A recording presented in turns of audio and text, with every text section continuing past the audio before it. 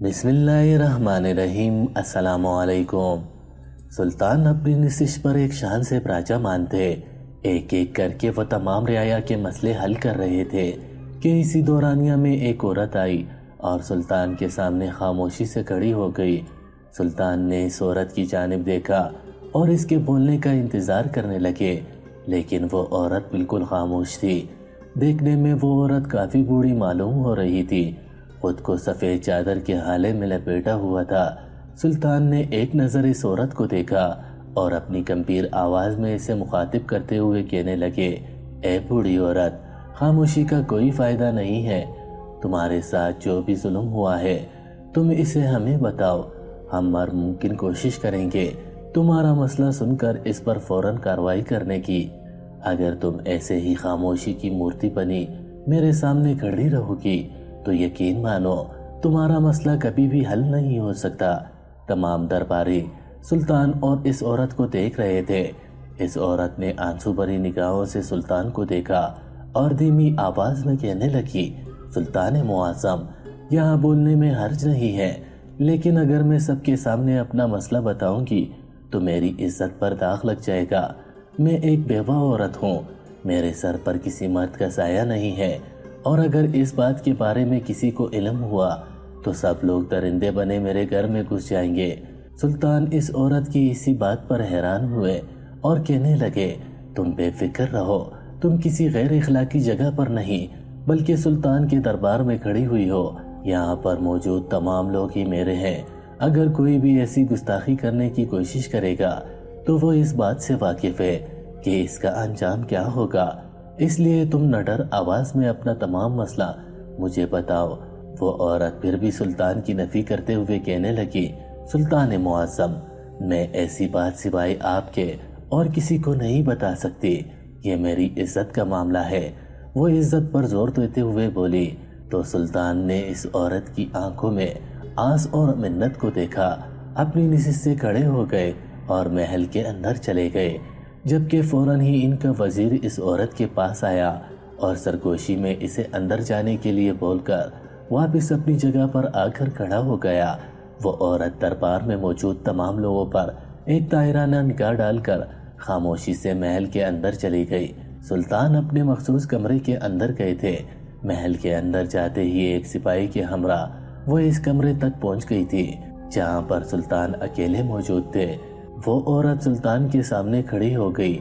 इसका सर झुका हुआ था। सुल्तान अपनी नशिस्त पर बैठे हुए इस औरत को बगौर देख रहे थे।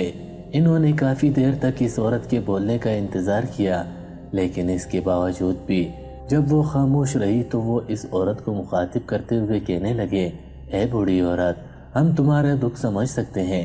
न जाने तुम्हारे साथ क्या मसला दरपेश आ गया है, लेकिन यकीन मानो हम बहुत मसरूफ इंसान हैं। हमारे पास इतना वक्त नहीं है कि हम तुम्हारी खामोशी को देखते हुए वक्त ज़ाया करें। खुदारा हमें अपनी तकलीफ़ बताओ ताकि हम फ़ौरन ही इस पर कार्रवाई करके तुम्हारी तकलीफ़ को दूर कर दें। इस औरत ने एक गहरी सांस हवा के सुपुर्द की और सुल्तान को देखते हुए कहने लगी, सुल्तान मुआज़्ज़म, मेरे शौहर का इंतकाल कुछ साल पहले हो गया था। मैंने 7 बेटियों को जन्म दिया है। मेरे सर पर किसी मर्द का साया नहीं है। मैं रईस घरों में जाकर वहाँ पर खानसामा का काम करती हूँ और इसके बदले में जो मुआवजा मुझे मिलता है इससे मेरे घर गृहस्थी चल रही है। मैंने कभी भी किसी से कोई शिकायत नहीं की, बस खामोशी से अपनी बच्चियों के साथ अपने घर में रह रही हूँ। कुछ साल पहले अचानक ही मेरी बड़ी बेटी की तबीयत खराब हुई और जब इसे दाई को दिखाया गया तो इसने बताया कि मेरी बड़ी बेटी माँ बनने वाली है, लेकिन इसकी शादी तो अभी तक हुई ही नहीं थी। मैं बहुत हैरान हुई। मैंने अपनी बेटी को बहुत मारा पीटा, इससे उगलवाना चाहा कि वो किसके साथ मुंह काला करती रही है, लेकिन इसने इनकार कर दिया और वो अपनी सफाई देने लगी कि इसने किसी के साथ कोई काला मुंह नहीं करवाया। वो तो कभी अकेली गली की नुक्कड़ तक पर नहीं गई, तो ऐसे कैसे वो किसी के साथ काला मुंह करवा सकती है। और मुझे भी इतना तो अंदाज़ा है कि मेरी बेटी ऐसा काम नहीं कर सकती। मैं इस बात से वाकिफ हूँ। मैं इसकी माँ हूँ। मैंने इसे जन्म दिया है। मेरी बेटी ऐसी नहीं है। जैसे जैसे वक्त गुजरता जा रहा था مجھے اس بات کا اندازہ ہو گیا تھا کہ میری بیٹی بے قصور ہے، اور کچھ دنوں بعد میری بیٹی نے ایک چاند سے بیٹے کو جنم دیا تھا، لیکن اس بچے کا باپ آج تک معلوم ہی نہ ہوا کہ کون ہے۔ وقت اپنی رفتار کے مطابق گزر رہا تھا، اور کچھ دنوں بعد اچانک ہی میری دوسرے نمبر والی بیٹی کی طبیعت بھی خراب ہو گئی، اور جب اسے بھی دائی کو دکھایا گیا تو اس نے بھی یہی بتایا کہ میری بیٹی ماں بننے والی ہے، اور ایسا ہی تیسری بیٹی کے ساتھ بھی ہوا۔ سلطان معظم، میں سب برداشت کرتی گئی۔ میں نے 3 بار اس تکلیف کو سہ لیا، کسی کو کچھ نہیں بتایا۔ میں خاموشی سے اپنے گھر کے اندر ہی رہی، لیکن اب میری بس ہو چکی ہے۔ میری بات پر یقین کرے سلطان معظم، میں کبھی بھی یہاں پر اپنی عرضی لے کر نہیں آتی، لیکن میں بہت مجبور ہو کر آپ کے پاس آئی ہوں۔ میری چھوٹی بیٹی جو محض 14 سال کی ہے، اس کی طبیعت بھی بہت خراب ہوئی، اور جب اسے بھی دائی کو دکھایا گیا تو اس نے بھی اس کے بارے میں یہی بتایا کہ وہ ماں بننے والی ہے، لیکن سلطان معظم، وہ انسان ابھی تک پکڑا ہی نہیں گیا جو میری بیٹیوں کے ساتھ یہ بدفعلی کر رہا ہے، میری بیٹیوں کی زندگی کو برباد کر رہا ہے۔ میں ایک ماں ہوں، کب تک اپنی بیٹیوں کی تکلیف کو دیکھ کر چپ رہوں گی؟ پہلے بیٹی کی تکلیف کو میں برداشت کر گئی، دوسری کو بھی کر گئی، تیسری کو بھی میں نے صبر کے گھونٹ پی کر اللہ کے سپرد یہ معاملہ کر دیا۔ لیکن سلطان معظم، میں اپنی چھوٹی بیٹی کے معاملے میں برداشت نہیں کر سکتی، کیونکہ اس کے بعد میرے پاس 3 بیٹیاں اور ہیں، اور اگر خدا نخواستہ اس انسان نے میری مزید بیٹیوں کے ساتھ بھی یہی سب کیا تو میں کیا کروں گی؟ میں چاہتی ہوں کہ آپ ہر حال میں اس انسان کو پکڑیں اور اسے کڑی سے کڑی سزا دیں جو میری بچیوں کے ساتھ یہ کر رہا ہے۔ میں بہت تکلیف میں ہوں، مجھ سے اب برداشت نہیں ہو رہا۔ وہ عورت یہ بول کر پھوٹ پھوٹ کر رو دی، جبکہ سلطان کے ماتھے پر بھی شکنوں کے جال بچھ گئے تھے۔ انہیں یقین نہیں آ رہا تھا کہ ان کی رعایا میں یہ سب کچھ ہو رہا ہے۔ انہوں نے اس عورت کی جانب دیکھا اور کہنے لگے، اے بوڑھی عورت، تم نے ہمیں پہلے ہی بار میں کیوں نہیں بتایا؟ ہمیں سمجھ نہیں آتا تم لوگ اپنی عزت داؤ پر نہ لگانے کے چکر میں دھیرے اپنے گھر کی بیٹیوں کی عزت کو کیوں خراب کر دیتے ہو؟ دیکھو، اگر تم پہلے ہی دفعہ میں ہی میرے پاس آ جاتی تو یقیناً وہ آدمی، وہ ناہنجار شخص پکڑا جاتا، اور تمہاری دوسری، تیسری، چوتھی بیٹی کے ساتھ یہ سب تماشا نہ ہوتا۔ وہ عورت سر جھکاتے ہوئے کہنے لگی، میں اس بات کو تسلیم کرتی ہوں کہ میں نے یہ کیا ہے، لیکن اب بس بہت ہو گیا ہے۔ سلطان معظم، مجھے انصاف چاہیے، مجھے وہ انسان سلاخوں کے پیچھے چاہیے، میں اسے معاف نہیں کر سکتی۔ اس نے میری بیٹیوں کی زندگی برباد کر دی ہے، اب میری معصوم بیٹیوں سے کوئی شادی نہیں کرے گا۔ ان بچیوں نے کبھی گھر سے باہر قدم نہیں رکھا، کوئی غیر اخلاقی حرکت نہیں کی، بغیر دوپٹے کے وہ دروازے تک پر نہیں گئی، اور آج ان کے ساتھ ایسا ہو گیا۔ میں سوچ بھی نہیں سکتی یہ میرے ساتھ کیسی آزمائش ہے۔ اس عورت کی آواز بھیگی ہوئی تھی، اس کی آنکھوں سے آنسو روا تھے۔ سلطان اپنی نشست پہ کھڑے ہوئے اور اس عورت کی جانب دیکھتے ہوئے کہنے لگے، تم بے فکر ہو کر اپنے گھر جاؤ، اور تمہیں پریشان ہونے کی ضرورت نہیں ہے۔ ہم وعدہ کرتے ہیں کہ تمہاری بیٹیوں کی زندگی واپس سے بہترین ہو جائے گی، اور ان کو انصاف بھی ملے گا، اور وہ انسان سلاخوں کے پیچھے بھی جائے گا، اور تمہاری بیٹیوں کے لیے اچھے ہم سفر ہم خود تلاش کریں گے۔ جبکہ یہ سننے کی دیر تھی کہ وہ عورت گھٹنوں کے بل بیٹھ گئی اور سلطان کے آگے ہاتھ جوڑتے ہوئے کہنے لگی کہ سلطان معظم، میں آپ کا یہ احسان ساری زندگی نہیں بھولوں گی۔ آپ عظیم بادشاہ ہیں، آپ جیسا کوئی نہیں۔ سلطان بنا کوئی جواب دیے اس کمرے سے نکل گئے تھے، جبکہ وہ عورت بھی اپنی چادر سنبھالے آنسو صاف کیے اپنے گھر کی طرف گامزن ہو چکی تھی۔ سلطان واپس دربار میں آ گئے تھے اور دھیرے دھیرے لوگوں کے مسئلے حل کر رہے تھے، لیکن ان کا دماغ اس عورت کی باتوں میں ہی اٹکا ہوا تھا۔ دوپہر کے وقت دربار کو بند کر دیا جاتا تھا۔ دربار بند ہوتے ہی سلطان نے اپنے وزیر کی جانب دیکھا اور اسے کمرے میں آنے کا اشارہ کر کے وہاں سے چلے گئے، جبکہ ان کے کھڑے ہوتے ہی تمام درباری ان کی عزت میں کھڑے ہوئے تھے، اور سلطان ایک شان سے چلتے ہوئے وہاں سے نکل گئے تھے۔ ایک بار پھر وہ اسی کمرے میں موجود تھے جہاں پر تھوڑی دیر پہلے وہ اس عورت کے ساتھ تھے، اور اس کا مسئلہ یہاں بیٹھ کر سن رہے تھے۔ اب اس عورت کی جگہ ان کا وزیر کھڑا ہوا تھا۔ سلطان نے وزیر کی جانب دیکھا اور کہنے لگے، ہمیں کچھ سمجھ نہیں آ رہا۔ وہ عورت دکھوں کی ماری ہے، سر پہ شوہر کا سایہ نہیں ہے، بیٹا کوئی نہیں ہے، 4 بیٹیاں ہیں اور ان کے ساتھ یہ سب۔ مجھے سمجھ نہیں آ رہا یہ سب کرنے والا کون شخص ہے، کون ہے جو میری رعایا میں گھس کر میری بیٹیوں کے ساتھ یہ ظلم کر رہا ہے۔ اس کے دل سے یہ ڈر کیسے نکل گیا کہ میں یہاں کا بادشاہ ہوں اور میری سلطنت میں یہ سب کرنے سے منع کیا گیا ہے۔ وزیر ان کو الجھی ہوئی نگاہوں سے دیکھ رہا تھا۔ سلطان نے ابھی تک اس کو مسئلہ نہیں بتایا تھا، اسی لیے اس کو کچھ بھی سمجھ نہیں آ رہا تھا۔ وہ سلطان کی جانب دیکھتے ہوئے کہنے لگا، سلطان معظم، جان کی امان پاؤں تو عرض کرنا چاہتا ہوں۔ سلطان نے سر اس بات میں ہلایا۔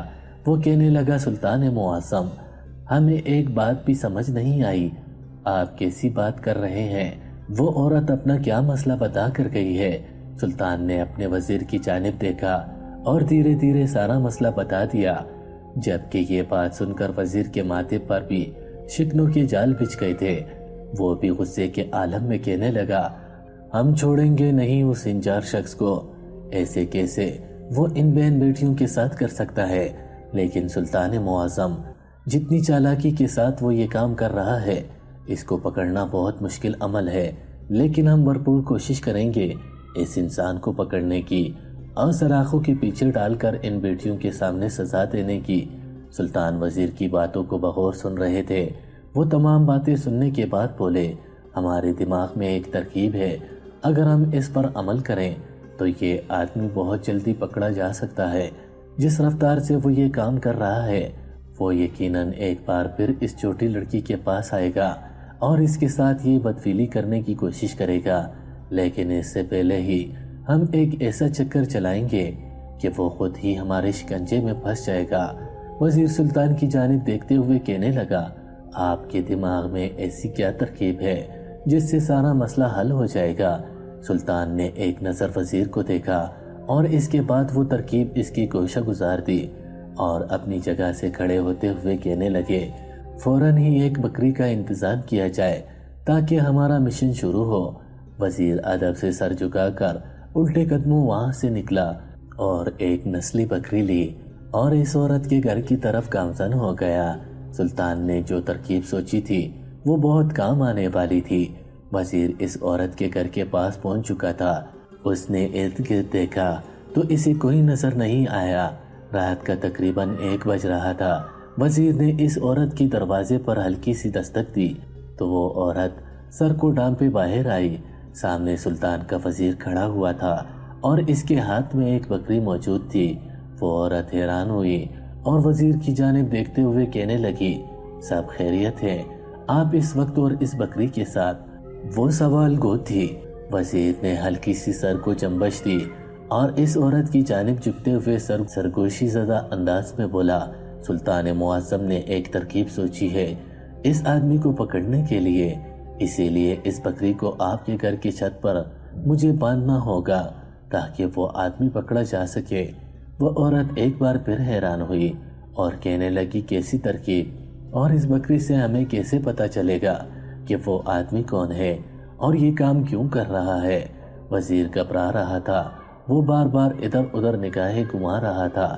اس نے فوراً ہی اس عورت کی جانب دیکھا اور کہنے لگا، مجھے اندر آنے کی اجازت دیں تاکہ اگر اس شخص نے آپ کے گھر کے اوپر نظر رکھی ہو تو وہ مجھے دیکھ نہ سکے۔ اس عورت نے فوراً ہی گھر کا دروازہ کھول دیا اور وزیر کو گھر میں داخل کر لیا۔ وہ گھر بہت چھوٹا سا تھا۔ 2 چھوٹے چھوٹے کمرے سائڈ میں، ایک کچن اور چھوٹا سا برآمدہ موجود تھا۔ وزیر اس عورت کی جانب دیکھتے ہوئے کہنے لگا، یہی سلطان کی ترکیب ہے، آپ بے فکر رہیں، آپ کا مجرم آپ کے قدموں میں ہوگا، آپ بس مجھے اجازت دیں تاکہ میں اپنا کام کر کے یہاں سے نکل سکوں، کیونکہ جہاں تک ہم لوگوں کو لگتا ہے وہ آدمی یقیناً آپ کے گھر میں دوبارہ آئے گا اور آپ کی چھوٹی بیٹی کے ساتھ بدفعلی کرنے کی کوشش کرے گا، اور جب وہ یہ معاملہ کرنے لگے گا تو یقیناً یہ بکری ہمیں کافی مدد دے سکتی ہے۔ وہ عورت بہت حیران تھی، اسے وزیر کی کوئی بھی بات بھی سمجھ نہیں آ رہی تھی۔ وزیر نے ایک طاہرانہ نگاہ اس کے گھر پر ڈالی اور زینے کی جانب بڑھ گیا۔ وہ بکری کو بہت مشکل سے زینے سے چڑھا کر اس چھت پر لے آیا اور ایک کوٹے کے ساتھ باندھ کر نیچے آ گیا۔ وزیر نیچے آیا تو وہ عورت انتظار میں نیچے ہی کھڑی ہوئی تھی۔ ایک نظر وزیر نے اس کمرے کی جانب دیکھا جہاں سے بچوں کی کلکاریوں کی آواز آ رہی تھی، یعنی یہ عورت درست تھی، اس نے کوئی جھوٹ نہیں بولا تھا۔ وزیر محل آ گیا اور سلطان کو ساری کہانی بتا دی کہ وہاں پر اس عورت کی بیٹیاں بھی موجود ہیں اور ان کے ناجائز بچے بھی وہ لوگ خاموشی سے پال رہے ہیں۔ سلطان کو یہ سن کر دکھ ہوا، لیکن انہوں نے جو ترکیب سوچی تھی اس سے وہ آدمی ہر حال میں پکڑا جانا تھا۔ جبکہ سلطان نے رات میں ہی 2 سپاہیوں کو اس گھر پر نگرانی کے لیے رکھ دیا تھا، وہ ہر حال میں رات ہی رات اس آدمی کو پکڑ کر سلاخوں کے پیچھے ڈالنا چاہتے تھے۔ سلطان کا دماغ گھوڑے کی رفتار کی مانند چل رہا تھا۔ وہ ساری رات جاگ کر گزارنے والے تھے۔ وہ اپنے محل کی چھت پر وہ چہلم قدمی کر رہے تھے۔ ان کے ساتھ ان کا وزیر بھی موجود تھا، جبکہ وہ عورت اپنے گھر میں کافی پریشان تھی۔ اوپر چھت پر بکری باندھی ہوئی تھی۔ رات ہوتے ہی وہ ماں بیٹیاں بستر پر سونے کے لیے لیٹ چکی تھیں، لیکن محل میں موجود سلطان ابھی تک جاگ رہے تھے اور اس گھر پر نظر رکھے ہوئے وہ دونوں سپاہی بھی ہوشیار کھڑے ہوئے تھے۔ رات کا آدھا پہر ہوتے ہی اس چھوٹے سے گھر میں ایک سایہ اس چھت پر کودا تھا، جبکہ وہ بکری جو کوٹے کے ساتھ باندھی ہوئی تھی وہ اپنی جگہ سے بے ساختہ کھڑی ہو گئی تھی۔ اس سائے نے ایک نظر اس بکری کو دیکھا اور خاموشی سے زینہ اترنے لگا، لیکن وہ بکری ایک خاص مقصد کے لیے بیچی گئی تھی۔ وہ اس کو ایسے تو جانے نہیں دے سکتی تھی۔ وہ جیسے ہی زینہ سے اترا وہ بکری تیز تیز آواز نکالنا شروع ہو گئی، جبکہ اس کی آواز چاروں جانب سناٹے میں گونج رہی تھی۔ نیچے موجود افراد بھی ہڑبڑا کر اٹھے تھے۔ اچانک سے اس بکری کا اتنے زور سے چلانا ان سب کو ہی پریشان کر گیا تھا، جبکہ باہر موجود دونوں سپاہی جو گھر کے بہت ہی قریب کھڑے ہوئے ہوشیار تھے، اچانک ہی اس بکری کی آواز سن کر گھر کا دروازہ کھولا اور اندر داخل ہوئے تھے، جبکہ کمروں کے اندر سے وہ لڑکیاں بھی باہر آئی تھیں اور اس کی ماں بھی دوپٹہ درست کرتے ہوئے آئی۔ سامنے ہی وہ سایہ جو سب لوگوں کو ایک ساتھ باہر آتا دیکھ حیران تھا، جلد بازی میں زینے کے اوپر بھاگنے لگا، لیکن اس سے پہلے ہی سلطان کے سپاہیوں نے اسے حراست میں لے لیا۔ وہ خود کو ہر حال میں چھڑانا چاہتا تھا۔ اس نے اپنے چہرے پر ایک کالا کپڑا باندھا ہوا تھا، لیکن ان دونوں سپاہیوں کی پکڑ اتنی سخت تھی کہ وہ اپنی جگہ سے 1 انچ بھی ہل نہیں پایا تھا، جبکہ وہ عورت پٹی پٹی نگاہوں سے اس آدمی کو دیکھ رہی تھی۔ شاید وہ اس آدمی کو پہچان گئی تھی، لیکن کچھ بھی بولنے کی ساخت نہیں رکھتی تھی۔ ایک سپاہی نے اس عورت کی جانب دیکھا اور بلند آواز میں بولا، اے بوڑھی مائی، اپنے گھر کا دروازہ بند کر لو، ہمیں ہمارا مجرم مل گیا ہے، کل صبح دربار لگے گا تو تم آ جانا اپنی بیٹیوں سمیت، تمہارے سامنے ہی اس ناہنجار شخص کو سزا سنائی جائے گی۔ وہ لوگ یہ بول کر اس آدمی کو ہتھکڑی لگا کر وہاں سے لے جا چکے تھے، لیکن وہ عورت کسی بت کی مانند اپنی جگہ پہ کھڑی کی کھڑی ہی رہ گئی تھی۔ صبح طلوع آفتاب ہوتے ہی دربار لگا دیا گیا تھا۔ سلطان اپنی نشست پر براجمان تھے، جبکہ اس آدمی کو گھٹنوں کے بل بٹھایا ہوا تھا۔ اس کے چہرے پر ابھی تک نقاب تھا، جبکہ وہ عورتیں بھی محل آ گئی تھیں۔ سلطان نے اس عورت کے کہنے کے مطابق تمام درباریوں کو محل سے باہر جانے کے لیے بول دیا تھا، جبکہ دربار میں صرف سلطان، ان کا وزیر اور وہ عورتیں اور وہ مجرم شخص موجود تھا، اور رات والے 2 سپاہی اس کے سر پر کھڑے ہوئے تھے۔ سلطان نے اس آدمی کی جانب دیکھا اور گرجتے ہوئے کہنے لگے، کون ہو تم؟ تمہاری اتنی جرات کہ تم اس عورت کے ساتھ اتنا بڑا گنونا کھیل کھیلو، تم نے ایسا کیوں کیا؟ کون ہو تم؟ جبکہ وہ آدمی بالکل چپ تھا، اس نے کوئی جواب نہیں دیا تھا۔ سلطان نے اپنے سپاہی کو حکم دیا کہ فوراً ہی اس آدمی کے چہرے سے نقاب ہٹایا جائے تاکہ معلوم ہو سکے کہ یہ کون ہے۔ سلطان کا حکم فوراً ہی بجا لایا گیا تھا۔ اس آدمی نے اپنا نقاب نہ ہٹانے کے لیے بہت جدوجہد کی، لیکن وہ ایک عام انسان تھا، جبکہ وہ دونوں آدمی سلطان کی فوج کا حصہ تھے۔ جیسے ہی اس آدمی کا نقاب ہٹا تھا، ویسے ہی وہ ماں بیٹیاں گھٹنوں کے بل ایک ساتھ زمین بوس ہوئی تھی۔ ان سب کے منہ کھلے کے کھلے رہ گئے تھے۔ وہ کچھ بولتے اس سے پہلے ہی وہ بوڑھی عورت غصے سے کانپتے ہوئے آواز میں کہنے لگی، تمہیں شرم نہ آئی اپنے ہی بھتیجوں کے ساتھ یہ سب کرتے ہوئے؟ تم ان کے چچا ہو، تم یہ سب کیسے کر سکتے ہو؟ تم نے میری بیٹیوں کی زندگی تباہ کر دی۔ اپنے ہی خاندان کی بیٹیوں کے ساتھ ایسا کون کرتا ہے؟ جبکہ سلطان کے ماتھے پر بھی شکنوں کی جال بچھ گئی تھے۔ وہ سمجھ چکے تھے کہ ان لوگوں کا رد عمل ایسا کیوں آیا ہے، کیونکہ یہ انسان جو گھٹنوں کے بل بیٹھا ہوا تھا وہ کوئی اور نہیں بلکہ ان کا چچا تھا جو یہ کام کر رہا تھا۔ وہ آدمی سلطان کے سپاہیوں کی گرفت میں چٹپٹا رہا تھا۔ وہ کسی بھی طور پر محل سے بھاگ جانا چاہتا تھا، لیکن یہ ممکن نہیں تھا۔ سلطان نے اس آدمی کی جانب دیکھا اور غصے سے بولے، اپنی جگہ پر ٹھہر جاؤ، تم یہاں سے کسی طور پر بھی بھاگ نہیں سکتے۔ تمہاری بھلائی اسی کام میں ہے کہ تم خاموشی سے سارا سچ بتاؤ کہ تم نے ان معصوم بچیوں کے ساتھ یہ سب کچھ کیوں کیا۔ اس آدمی نے ایک نظر ان ماں بیٹیوں پر ڈالی اور دوسری نظر سلطان پر ڈال کر کہنے لگا، یہ ہمارے گھر کا معاملہ ہے سلطان معظم، ہم آپ کے بہت عزت کرتے ہیں، لیکن آپ سے گزارش ہے کہ ہمارے گھر کے معاملے کو گھر تک ہی محدود رہنے دو۔ میری بھابھی تو پاگل ہے جو یہاں پر آ کر وویلا مچا رہی ہے، ایسا کچھ نہیں ہوا جتنا یہ شور کر رہی ہے۔ جبکہ سلطان کچھ کہتے اس سے پہلے ہی اس عورت کی بڑی بیٹی غصے سے چیخی، تمہارے لیے چچا یہ کچھ نہیں ہوگا، لیکن یہ ہماری زندگی کا سوال ہے۔